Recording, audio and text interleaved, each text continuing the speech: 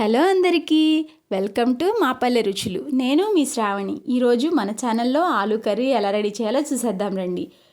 First of all ఒక pan తీసుకొని తెల్ల నువ్వులు, ఎండుమిరపకాయలు, మిరియాలు, ధనియాలు అండ్ జీలకర్ర సిమ్లో పెట్టి కొంచెం సేపు వేయించేసేద్దాం. కమ్మటి వాసన వస్తుందండి. అప్పుడు మనం తీసి పక్కన పెట్టేసుకుంటే సరిపోతుంది. నెక్స్ట్ ఒక ప్యాన్ తీసుకుని ఆయిల్ వేసి 4 వెల్లుల్లి రెమ్మలు వేసి వేయించిన తర్వాత ఆనియన్స్, పచ్చిమిరపకాయలు, కరివేపాకు కూడా వేసి వేయించేసుకుందాం. ఈ కర్రీకి స్పెషల్ మసాలా ఏంటంటే ఎండుమిరపకాయలు ఫస్ట్గా వేయించి పక్కన పెట్టుకున్నాం కదండి, అదే చాలా టేస్ట్గా ఉంటుంది ఆ పొడి యాడ్ చేయటం వల్ల. ఇవి కొంచెం సేపు వేయించిన తర్వాత మనం ముందుగా తీసుకున్న ఆలు కూడా ముక్కలుగా కట్ చేసి ఉడికించి తీసుకోవాలండి. కర్రీలో వేసేసుకుందాం.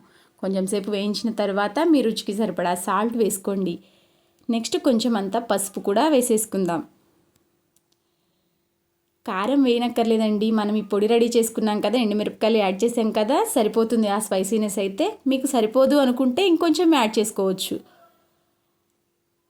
అంతే అండి, చాలా అంటే చాలా సింపుల్గా అయిపోతుంది ఈ ఆలూ కర్రీ. ఒకసారి ట్రై చేసి ఎలా ఉందో కామెంట్ బాక్స్లో కామెంట్ చేయండి.